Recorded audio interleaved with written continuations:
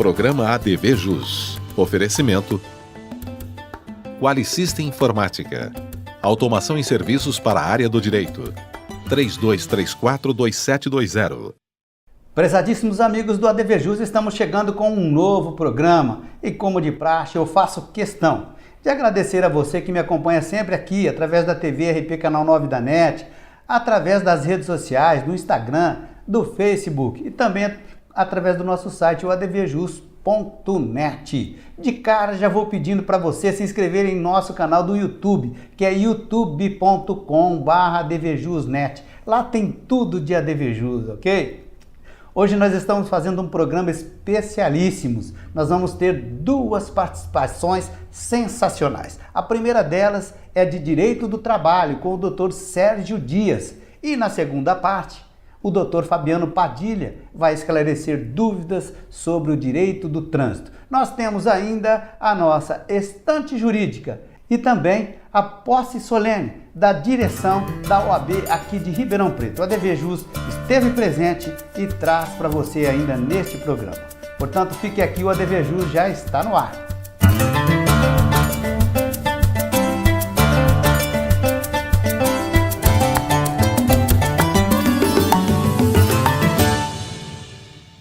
Legal, meus amigos aqui comigo no estúdio, o Dr. Sérgio Oliveira Dias. O Dr. Sérgio, como todo mundo sabe, é meu parceiro de ADV especial. Ele possui a banca própria aqui mesmo em Ribeirão Preto e participa sempre com a gente a respeito do tema Direito do Trabalho, Prática Processual do Trabalho. Eu pedi a fineza dele participar com a gente aqui desse bloco para justamente algumas questões que nos foram enviadas que fossem esclarecidas, e é isso que a gente vai fazer agora. Doutor Sérgio, muito obrigado da sua presença comigo aqui, viu? Marcos, sou eu que agradeço, é sempre uma satisfação e um prazer participar do programa. Tá certo. Doutor, umas questões atinentes à matéria que o senhor domina, falar inicialmente a respeito de compensação de jornada. É um tema praticamente novo, né? Algumas pessoas dizem até que ele é inovador, doutor. O que o senhor pode refletir? É um tema já não tão novo assim, Marcos, mas o que nós temos hoje é uma abrangência maior dessas compensações. Elas surgiram como uma forma de flexibilização do contrato de trabalho, o que a CLT vedava. Mas naquelas empresas em que teria um período sazonal, onde demandavam uma atuação muito grande do trabalhador, e em outros períodos uma redução do trabalho, e muitas vezes o trabalhador ficava obsoleto, parado literalmente nas empresas, criou-se a possibilidade de se criar o banco de horas. Certo. Então esse banco de horas é uma compensação à jornada de trabalho. Hoje ela já é bastante admitida, inclusive perante a nossa Corte Maior do Direito do Trabalho, o Tribunal Superior do Trabalho. Sim. Mas se exige formalidades. Certo. Uma delas é que esse documento seja por escrito, normalmente com a participação sindical, que isso vai garantir que com a participação do sindicato, o trabalhador está sendo protegido e não está havendo nenhuma lesão ao direito dele. Caso contrário, se corre o risco de amanhã ou depois uma reclamação trabalhista ver anulado aquele acordo de compensação de horas e aí a empresa ser condenada a fazer o pagamento das horas extras. Esse banco de compensação de horas ou esse acordo de compensação de horas, ele tem limites. Normalmente são 2 horas diárias que o trabalhador pode colocar como participante do banco de horas e tem um prazo para que esse período seja compensado, normalmente de até 6 meses. Ultrapassado o período de 6 meses, a empresa é obrigada a indenizar como trabalho extraordinário, remunerando a hora extra com o adicional previsto na convenção coletiva e na falta da convenção com o que estabelece a CLT. Quer dizer, sendo observados os requisitos legais, né, doutor? Pode ser que seja aí um tema de interesse mútuo. É um tema de interesse mútuo, muito interessante tanto para a empresa quanto para o trabalhador, principalmente porque há a preservação do emprego. Às vezes a empresa teria um trabalhador obsoleto e ela poderia pensar na necessidade, inclusive, de dispensar um daqueles trabalhadores para poder equilibrar suas finanças frente à demanda de trabalho. Certo. Com o acordo de compensação de horas, ao invés dela dispensar o funcionário e ter a sobrecarga de pagar as horas extras, o funcionário recebe a folga compensatória. Então ele pode ficar 2 ou 3 dias na residência dele, sair mais cedo do trabalho compensando essa jornada. Certo. Então acaba sendo interessante para os dois. Para ambos, né? Agora, um outro tema, doutor, é o seguinte, estagiários, né? Eles têm os direitos assegurados, aí e o pessoal pergunta, quais direitos, né, que estão lá na lei 11.178, é isso? Estão lá assegurados na lei 11.788, doutor. Exatamente. Os direitos dos estagiários estão assegurados lá. E o que é importante neste caso? A empresa, quando contrata o estagiário, precisa observar exatamente o que está estipulado na legislação. Porque, como estagiário, existe uma série de benefícios que a empresa deixa de honrar ou de obrigações que a empresa deixa de honrar, porque se trata de um instituto que prevê a inclusão do estudante no mercado de trabalho. Seria aquela questão do primeiro emprego, mas para o estagiário, um aprimoramento daquele estudante preparando para o mercado de trabalho. Então, entre os direitos assegurados estão os 20 dias de férias, assegurados pela legislação, o pagamento do 13º salário e a jornada de trabalho limitada, para que não prejudique o desenvolvimento estudantil, que neste caso é o primordial, o essencial. Havendo a infringência da empresa na observância ao limite de horas diárias, normalmente de 6 horas, e a duração do contrato de estágio de 1 ano, podendo ser renovado por mais 1, a empresa pode sofrer a sanção de ter anulado o contrato de estágio e aquele estagiário se transformar num funcionário regular pela CLT. E aí surge a obrigação de pagamento de horas extras, do fundo de garantia e todos os demais direitos assegurados na Convenção Coletiva de Trabalho. Certo. Doutor, agora um mal necessário, né, do qual praticamente hoje todos nós somos acometidos aí, que é o uso do celular. E eu digo aí que é um mal necessário porque todo mundo, evidentemente, necessita desse importante equipamento. Mas o uso excessivo do aparelho celular no ambiente de trabalho, o que ele pode trazer de prejuízo ali para quem está fazendo aquele mau uso? Infelizmente, a tecnologia moderna, o celular hoje, realmente representa um grande prejuízo no desenvolvimento profissional, em todos os níveis, nós nos deparamos o tempo todo com as pessoas manipulando os seus celulares. Muitas vezes nós chegamos numa loja para ser atendido e os vendedores estão nas redes sociais e às vezes até não atendem prontamente o cliente, e não só vendedores, como em todos os níveis. E isso gera um déficit de atenção e aquela pessoa que chega para ser atendida não vai ter um atendimento adequado, até porque a gente não sabe qual era o assunto que a pessoa estava tratando, mas se é um assunto estressante na rede social, aquilo reflete no seu espírito e aí ela vai ter um prejuízo no desenvolvimento do seu trabalho. É preciso lembrar que quando o contrato de trabalho é assinado, a pessoa está à disposição do empregador durante todo o período em que ela decorre da jornada de trabalho. Sim. Então, ali ela está para servir ao empregador.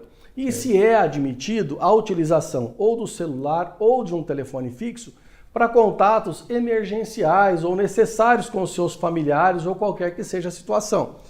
Se a empresa tolera esse uso, perfeito. Agora, imagine a situação em que a empresa vem tolerando esse uso do celular, mas a partir deste momento não é mais possível isso, porque está prejudicando o desenvolvimento do trabalho das pessoas que ali estão.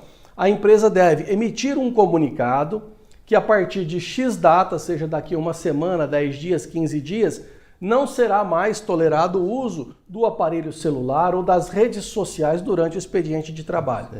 E aí, a partir daquela data, aí sim, o funcionário está proibido de usar o seu aparelho celular e, se for flagrado a utilização, ele receberá as medidas disciplinares previstas na consolidação das leis do trabalho. CLT, né? É importante que, neste comunicado, a empresa colha a assinatura dos funcionários, para que haja a ciência expressa de todos os funcionários da mudança de conduta da empresa, da mudança de postura.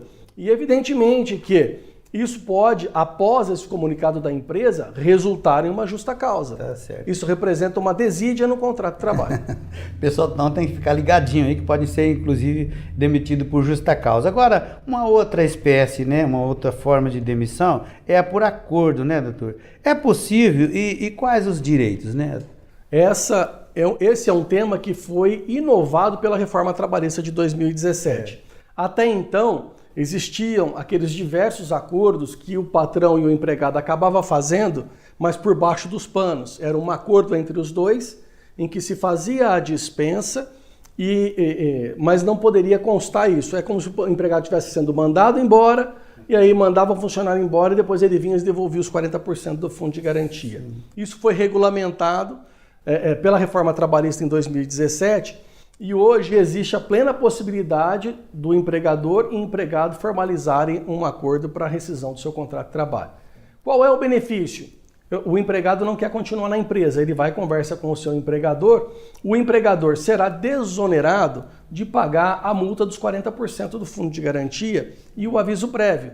E o empregado, por sua vez, recebe as suas verbas rescisórias, não recebe o aviso prévio e vai levantar 80% do seu fundo de garantia. Certo. 20% ficaram bloqueados.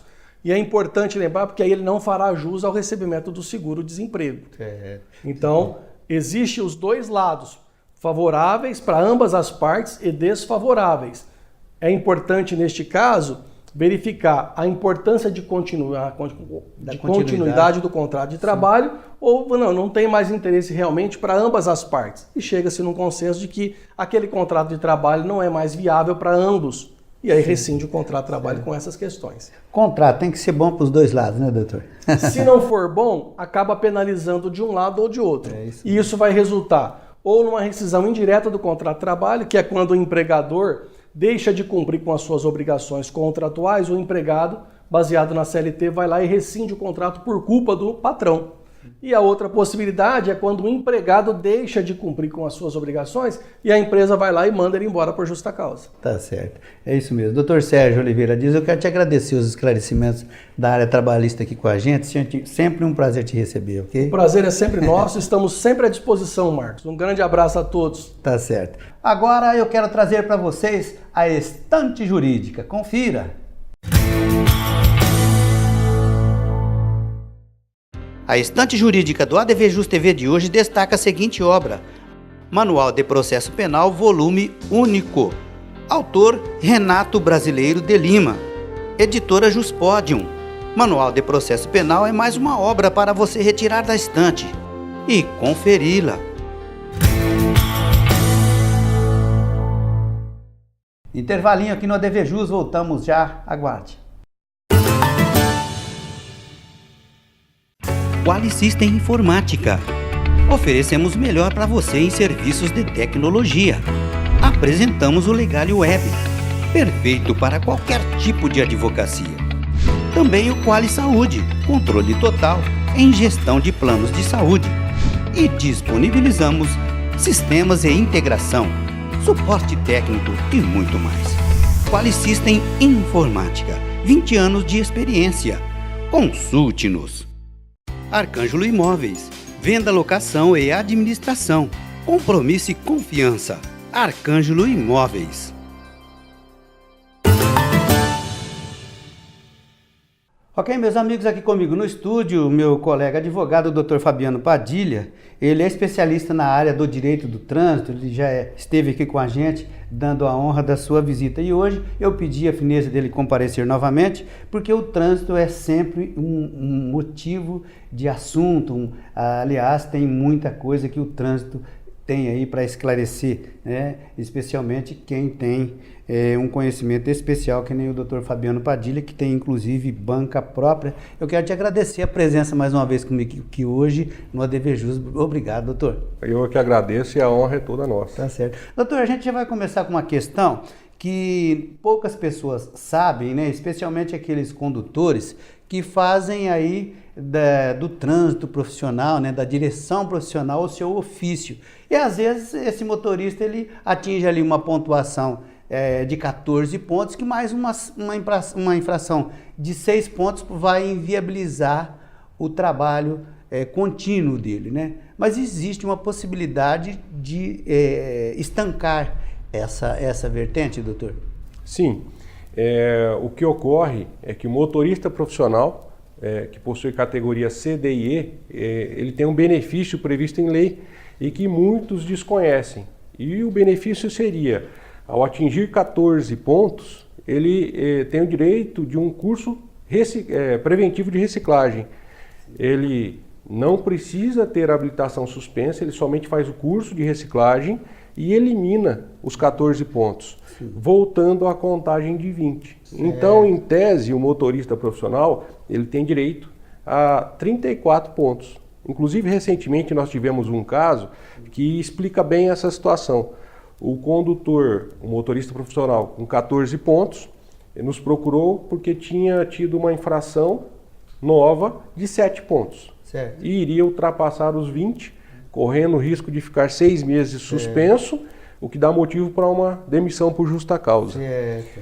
E o condutor extremamente preocupado e pela falta de informação, porque quando ele teve ciência de que naquele momento ele poderia somente fazer o curso preventivo de reciclagem, eliminar os 14 pontos, ele já ficou mais tranquilo, porque eliminando 14, posteriormente a nova infração de 7 não iria ter reflexo no trabalho, na suspensão do direito E ele de dirigir. depende, portanto, da habilitação, né, doutor? Seria aí, no caso, um fator de mais tranquilidade, no caso, para o motorista. Uma questão simples, que ele resolve de forma tranquila, mas para isso ele precisa de um pouquinho de conhecimento. E infelizmente a gente não tem, de repente, no próprio órgão alguém que possa esclarecer isso para o motorista profissional. Tá certo. Doutor, agora um outro caso ou problema que às vezes pode se tornar uma dor de cabeça é a questão daquele condutor afoito, que ele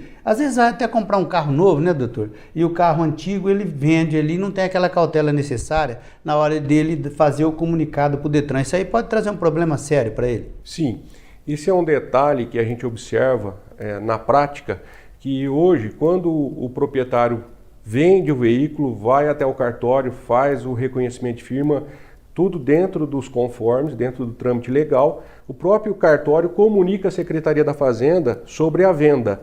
E, acho que na maioria dos casos, o próprio cartório, de repente, não comunica o Detran e o condutor, achando que está cumprindo com os seus deveres, não faz a comunicação ao Detran. Então, a gente também tem casos onde a pessoa vendeu, foi até o cartório comunicou à Secretaria da Fazenda. Só que o Detran, entendendo que o proprietário não fez a comunicação direto ao órgão, conforme determina o Código de Trânsito, instaurou um processo de suspensão com base nas infrações que ocorreram posterior à venda. E o condutor, o proprietário anterior, teve o dissabor de ter que contratar profissional, contratar alguém para fazer a sua defesa de forma técnica para tentar evitar a suspensão da habilitação, que também, no mínimo, 6 meses de suspensão. Certo. O doutor Fabiano Padilha também estava falando aqui para mim, doutor, nos bastidores, né, uma ocorrência que é possível quando, por exemplo, num determinado caso, é comunicado apenas o antigo dono de um veículo que ele foi, no caso, sofreu uma infração por um outro condutor, né, doutor? É mais ou menos isso que o senhor tinha me explicado? Uma ocorrência quando, na verdade, deveria ser notificado também aquela pessoa que estava na condução e a notificação foi apenas para o dono do veículo, doutor?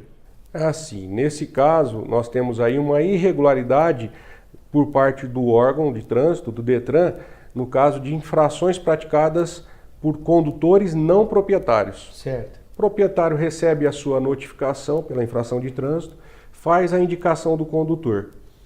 Na sequência, o Detran envia a multa somente para o proprietário.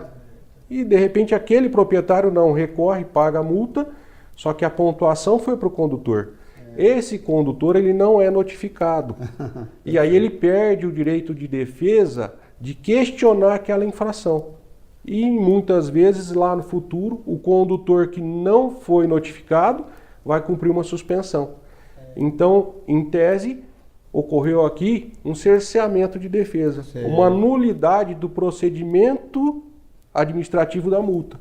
É aonde o condutor que não foi notificado tem o seu direito aqui de pleitear a nulidade da infração para evitar posteriormente a suspensão do direito de dirigir. Certo. E nesse caso nunca é muito lembrar que precisa valer-se de alguém que realmente saiba como que funciona o trâmite dentro das repartições de trânsito. Os recursos de trânsito, eles exigem sim uma especialidade. Agora, mudando um pouquinho, doutor, quero falar para o senhor de uma questão que nos chegou aqui, até por internet, que sabiam que o senhor estaria aqui. Eles estão me perguntando o seguinte: é verdade que estão multando até nos pedágios? Sim, hoje a gente tem já até divulgado pela mídia que o condutor, quando ele ultrapassa o limite de velocidade previsto no pedágio, eles estão autuando sim. Ainda não em todos os locais, mas isso já existe, inclusive, acredito, aqui no estado de São Paulo. Os apressadinhos têm que ter um pouquinho de calma, né, doutor? Sim. Agora, o senhor reputa aí que atualmente o uso, né, do celular ao volante, né, é uma das principais causas de multa. Eu gostaria de saber a respeito da pontuação, se o senhor tem, por acaso, mais ou menos o valor aproximado, né, e o que acontece com a reiteração dessa prática. Sim, estatisticamente foi comprovado que um alto índice de infrações ocorre em virtude do uso do celular na condução do veículo. O que a gente condena, com certeza, porque ocorre a distração do condutor e o risco de um eventual acidente aumenta e muito. Sim. A infração hoje ela é prevista como uma infração gravíssima, o valor dela chega a quase R$300 e 7 pontos na habilitação.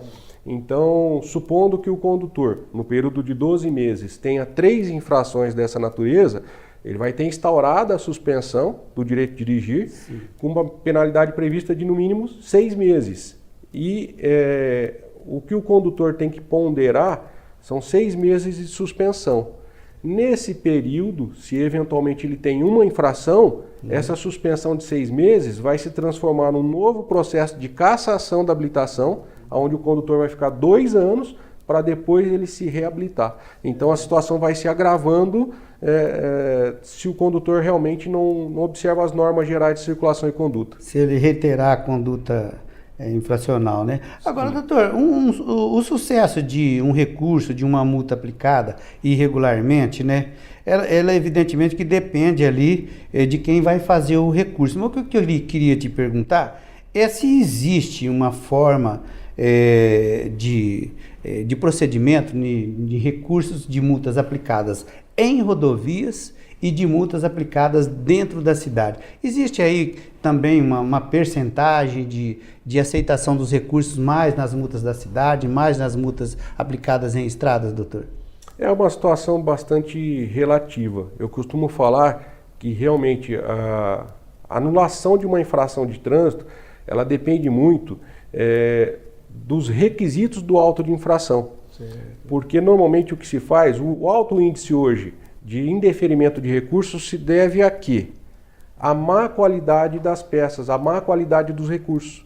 Porque normalmente a maioria são feitos ou pelo próprio condutor ou por alguém que não tem qualidade técnica e utiliza uma argumentação muito simplória. Certo. Isso faz com que o índice de indeferimento seja muito grande.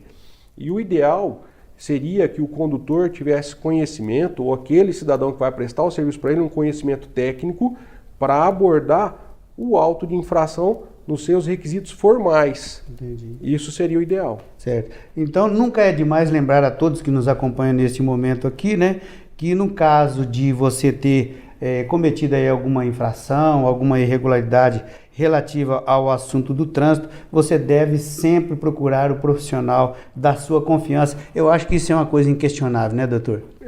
Se a pessoa realmente depende da sua habilitação, principalmente para trabalho, e tem aquela necessidade, o que ele precisa ponderar é realmente o benefício que ele vai ter em resolver o seu problema. Porque se ele contrata, às vezes as pessoas me falam, mas contratar um profissional especializado é mais caro.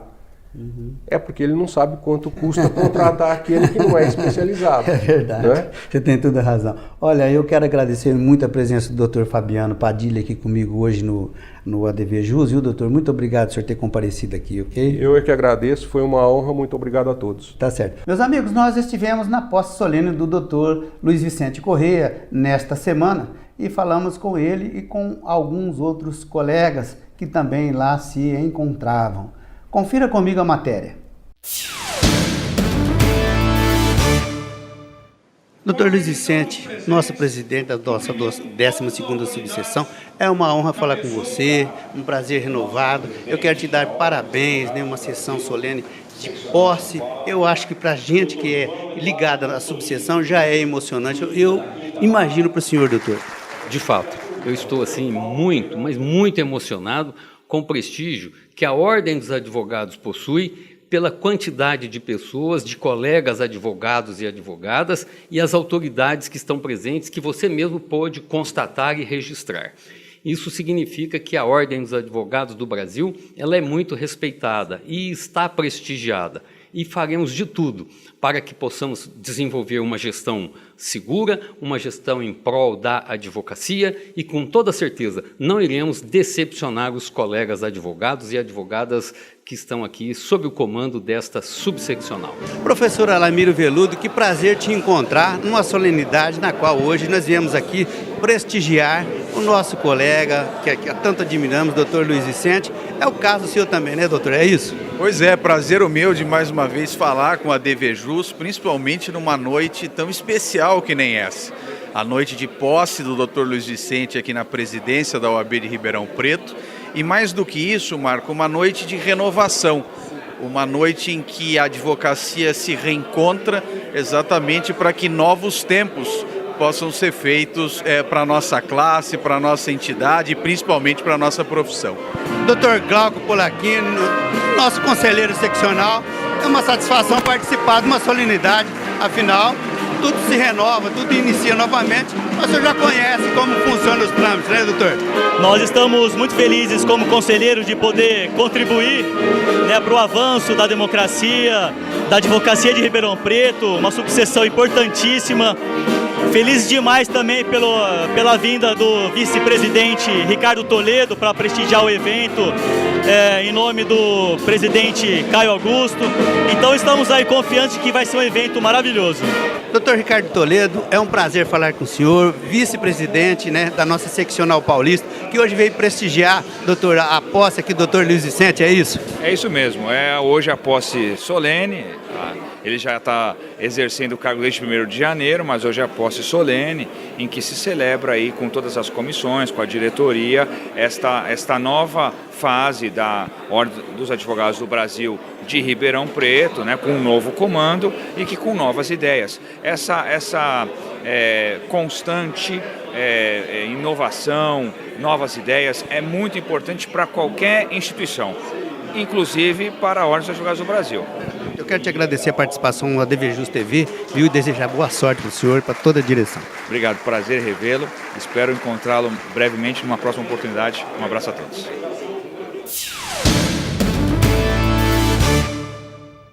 Ok, reitero meus votos de parabéns, pleno êxito, doutor Ricardo, doutor Luiz Vicente Correia, ok? Doutor Ricardo lá de São Paulo, doutor Luiz Vicente aqui de Ribeirão Preto.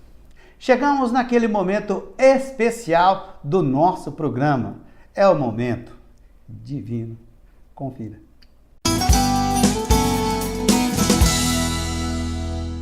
Vinho Negro Amaro IGT. Vinho tinto demi-seco de cor rubi. Olfato, frutas vermelhas e especiarias. No paladar, corpo de leve para médio, boa acidez, taninos presentes. Uvas Negro Amaro. Ele é produzido pela vinícola Corticarista, em Puglia, na Itália. Na harmonização vai bem com espaguete ao sugo, polpetone recheado, risoto de queijo, filé à milanesa, batata recheada ou pizza. Uma delícia! Aproveitem! Tchim, tchim!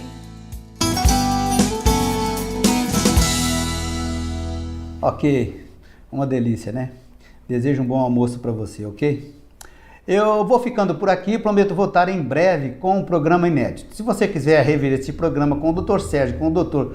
Padilha, é só você acessar o nosso site, que é o advjus.net. Inscreva-se em nosso canal do YouTube e tenha acesso a todo o conteúdo do nosso portal. É youtube.com/advjus.net. ADVJus, tô ligado. ADV Especial, faça parte você também. Fico por aqui. Um forte abraço. Até o próximo.